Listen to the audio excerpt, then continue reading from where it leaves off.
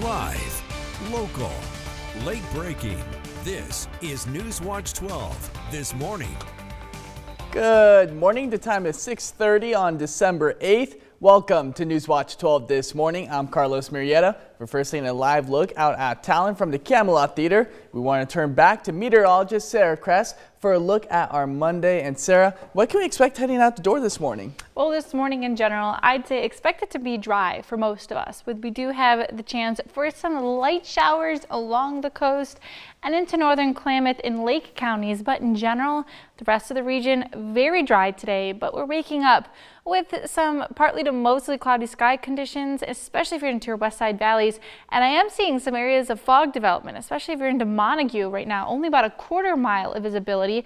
Grants Pass seeing those visibility levels lower a bit. Even into Klamath Falls was earlier this morning while we were, most of us, I'd assume, sleeping. It was around about a quarter of a mile. So we're kind of seeing varying levels there.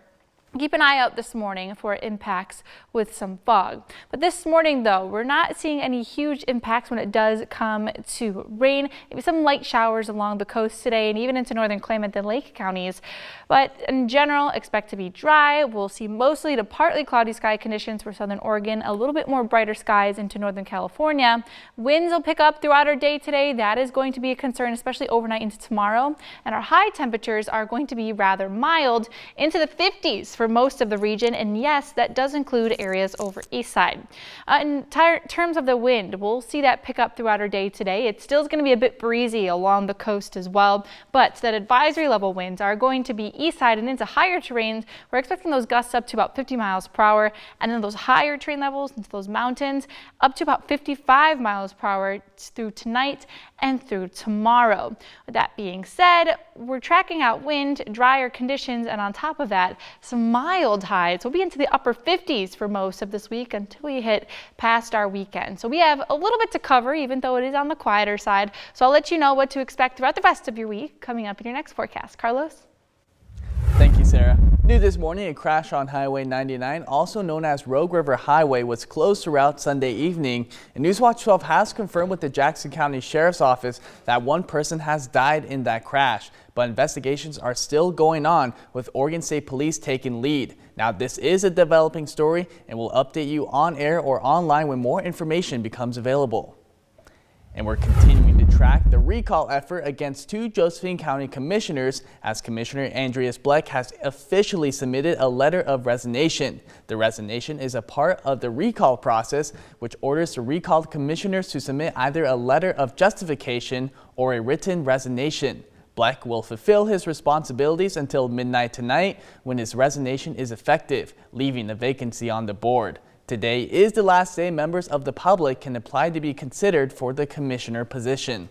And Commissioner Barnett has not yet submitted a resignation or a letter of justification, but is still pursuing a lawsuit against the recall's chief petitioner. More details on that recall can be found on our website. And the Medford Fire Department is investigating an explosion in South Medford that caused multiple manhole covers to launch at least 10 feet in the air. The underground explosion was reported around 1 p.m. Friday on South Pacific Highway near Charlotte Ann Road. First responders told Newswatch 12 no one was injured, but the cause of the explosion remains under investigation.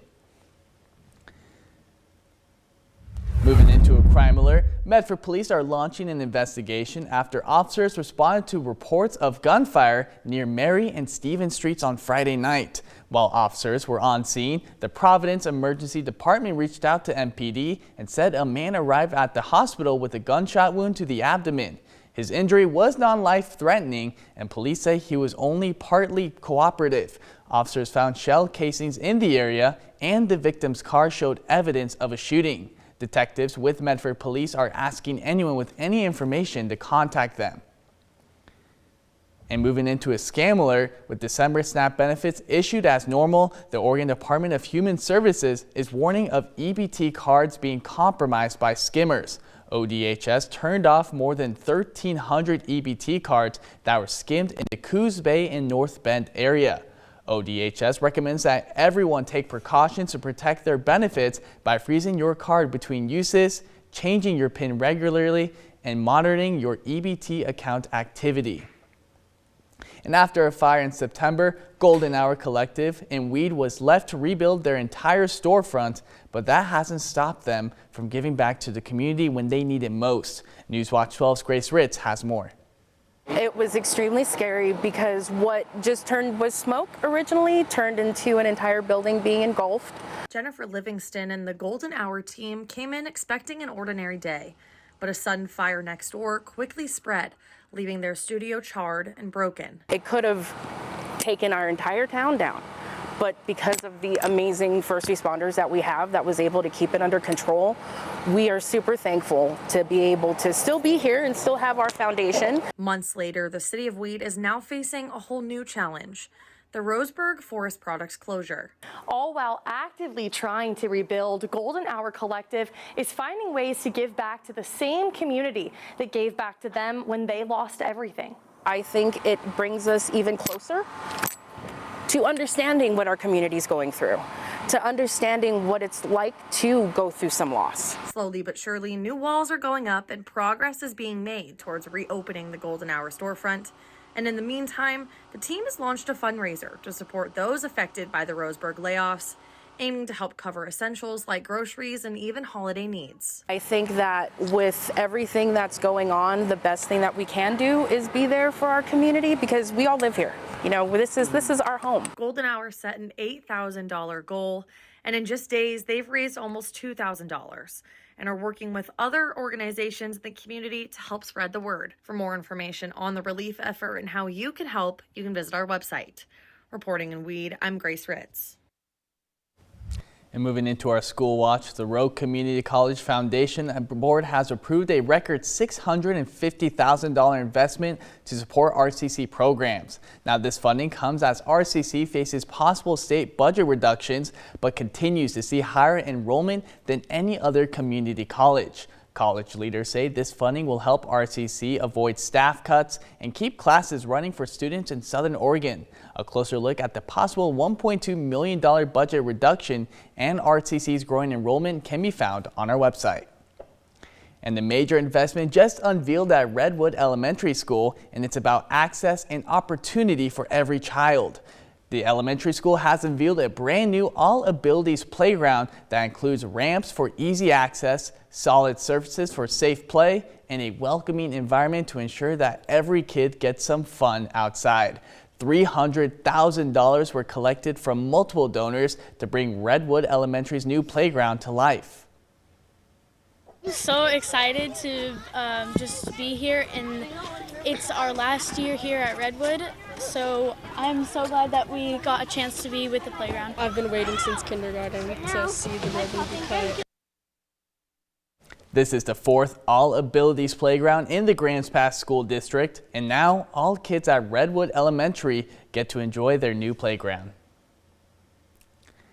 And Oregon's commercial Dungeness crab season is set to open on December 16th. From Cape Falcon to the California border, ODFW says their pre-soak period for fishing gear starts on Saturday. The season opens under an advisory for fishing vessels to watch out for whales in order to reduce risk of entanglement.